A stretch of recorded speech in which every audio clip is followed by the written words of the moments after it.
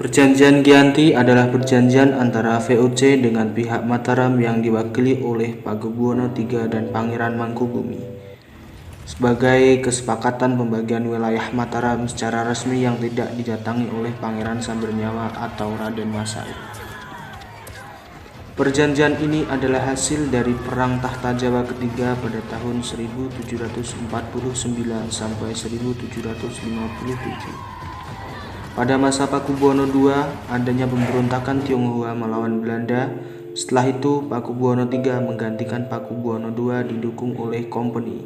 Namun, Pangeran Mangkubumi tidak terima karena kedudukan lebih rendah sehingga bergabung dengan Pangeran Sambernyawa.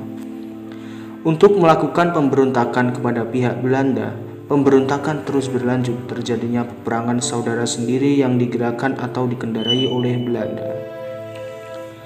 Perundingan pertama pada tanggal 22 September 1754, tetapi perundingan tersebut tidak mendapatkan titik temu karena adanya banyak pengajuan dan pertimbangan sehingga tidak dapat diputuskan pada hari itu.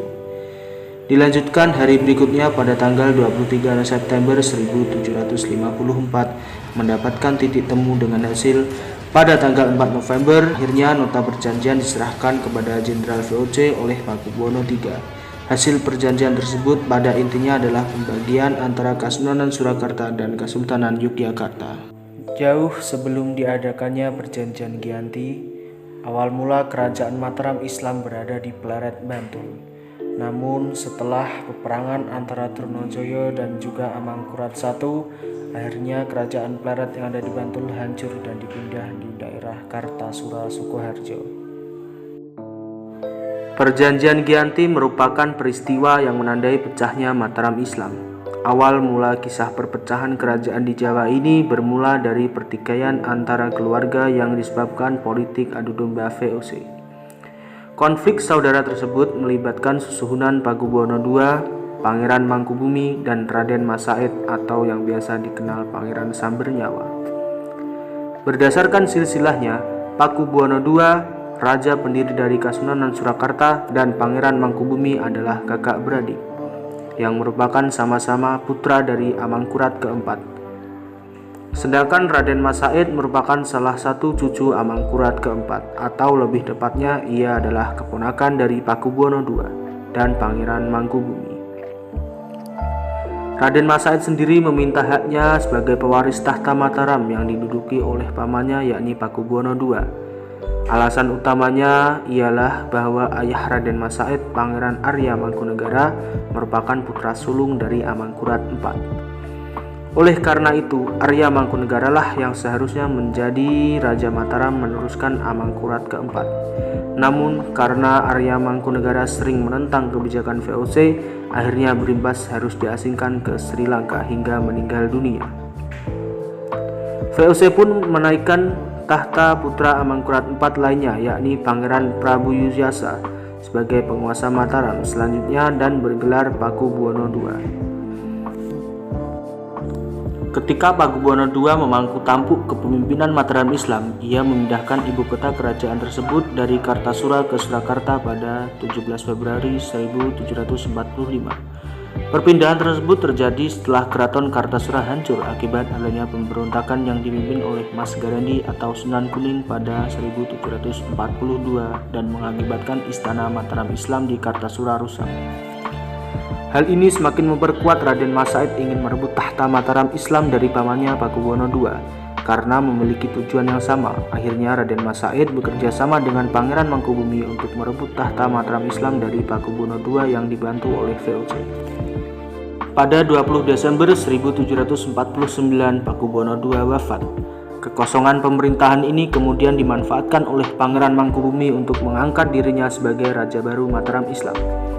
Mengetahui hal tersebut, maka VOC tidak mengakui Pangeran Mangkubumi sebagai penguasa dari Mataram Islam karena sebelum Pakubuwono II wafat, ia memberikan wewenang pengangkatan Raja baru kepada VOC. Situasi semakin memanas ketika VOC mengangkat putra Pakubuwono II, Raden Mas Suwarji, menjadi Raja Mataram Islam dengan gelar Pakubuwono III. Raden Mas Said dan Pangeran Mangkubumi kembali melancarkan serangan pada VOC dan Pakubuwono III. Untuk mengatasi serangan dari Raden Mas Said dan Pangeran Mangkubumi, VOC kemudian menyusun siasat adu domba kedua tokoh tersebut. VOC mengirimkan utusan khusus untuk menghasut Raden Mas Said agar berhati-hati terhadap Pangeran Mangkubumi yang bisa mengkhianatinya. Politik adu domba yang dilancarkan VOC membuahkan hasil. Pada 1752 terjadi perselisihan antara Pangeran Mangkubumi dan Raden Mas Said. Hal ini kemudian dimanfaatkan oleh VOC untuk berunding dengan Mangkubumi. VOC membujuk Mangkubumi dengan menjanjikan setengah wilayah kekuasaan Mataram yang dipegang Pakubuwono III. Pada tanggal 22 sampai 23 September 1754, VOC mengadakan perundingan dengan mengundang Pakubuwono III dan Pangeran Mangkubumi untuk membahas pembagian wilayah kekuasaan Mataram. Gelar yang akan digunakan kerjasama VOC dengan Kesultanan. Perundingan ini akhirnya mencapai kesepakatan dengan ditandatanganinya Perjanjian Giyanti pada 13 Februari 1755 yang membagi Kerajaan Mataram Islam menjadi dua bagian, yakni Kasunanan Surakarta dan Kesultanan Yogyakarta. Pangeran Mangkubumi lalu mendeklarasikan sebagai raja dengan gelar Sri Sultan Hamengkubuwono I. Dengan demikian, maka riwayat Kerajaan Mataram Islam telah berakhir baik secara de facto maupun de jure. Sebagai wujud nyata di mana telah berlangsungnya kesepakatan atas Perjanjian Giyanti ini, maka dibangunlah Monumen Perjanjian Giyanti di daerah Karanganyar, Jawa Tengah. Wujud situs ini berupa batu prasasti dan juga terdapat pohon beringin besar. Perjanjian Giyanti sendiri memuat 10 pasal, di antara lain pasal yang pertama, Pangeran Mangkubumi diangkat sebagai Sultan Hamengkubuwono Senopati ing Alago Abdurrahman Saidin Panatagomo Khalifatullah. Di atas separuh dari Kesultanan Mataram yang diberikan kepada beliau dengan hak turun-temurun pada pewarisnya. Dalam hal ini Pangeran Adipati Anom Bendara Raden Mas Sundara. Pasal kedua, akan senantiasa diusahakan adanya kerjasama antara rakyat yang berada di bawah kekuasaan VOC dengan rakyat kesultanan. Pasal ketiga, sebelum Pepatih Dalam dan para bupati memulai melaksanakan tugasnya masing-masing, mereka harus melakukan sumpah setia pada VOC di tangan gubernur. Pepatih Dalam adalah pemegang kekuasaan eksekutif sehari-hari dengan persetujuan dari residen atau gubernur. Pasal keempat, Sri Sultan tidak akan mengangkat atau memberhentikan Pepatih Dalam dan bupati sebelum mendapat persetujuan dari VOC. Pasal kelima, Sri Sultan akan mengampuni bupati yang memihak VOC dalam peperangan. Pasal keenam, Sri Sultan tidak akan menuntut haknya atas Pulau Madura dan daerah-daerah pesisir yang telah diserahkan oleh Sri Susuhunan Pakubuwono II kepada VOC dalam kontraknya, tertanggal 18 Mei 1746. Sebaliknya, VOC akan memberi ganti rugi kepada Sri Sultan sebesar 10 juta ril tiap tahunnya. Pasal ke-7, Sri Sultan akan memberikan bantuan kepada Sri Susuhunan Pakubuwono III sewaktu-waktu jika diperlukan.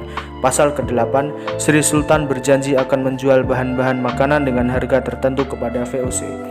Pasal 9, Sultan berjanji akan menaati segala macam perjanjian yang pernah diadakan antara penguasa Mataram terdahulu dengan VOC, khususnya perjanjian-perjanjian yang dilakukan pada tahun 1705, 1733, 1743, 1746, dan 1749. Terakhir, perjanjian ini dari pihak VOC ditandatangani. Namun daripada itu, Perjanjian Giyanti ternyata belum mengakhiri konflik yang sedang terjadi, karena dalam perjanjian ini kelompok Pangeran Sambernyawa tidak diikutsertakan. Seperti yang diketahui, dalam Perjanjian Giyanti, Pangeran Sambernyawa adalah rival Pangeran Mangkubumi untuk menjadi penguasa Mataram. Perjanjian Giyanti merupakan bentuk persekongkolan untuk mengalahkan pemberontak, yaitu Pangeran Sambernyawa. Karena itu, Perjanjian Giyanti dilaksanakan dengan tujuan membangun aliansi kekuatan baru untuk menumpas pemberontak dan mengurangi kekuatan pemberontak dengan menggandeng salah satu kekuatannya. Sekian sedikit dokumenter mengenai sejarah Perjanjian Giyanti. Terima kasih. Wassalamualaikum warahmatullahi wabarakatuh.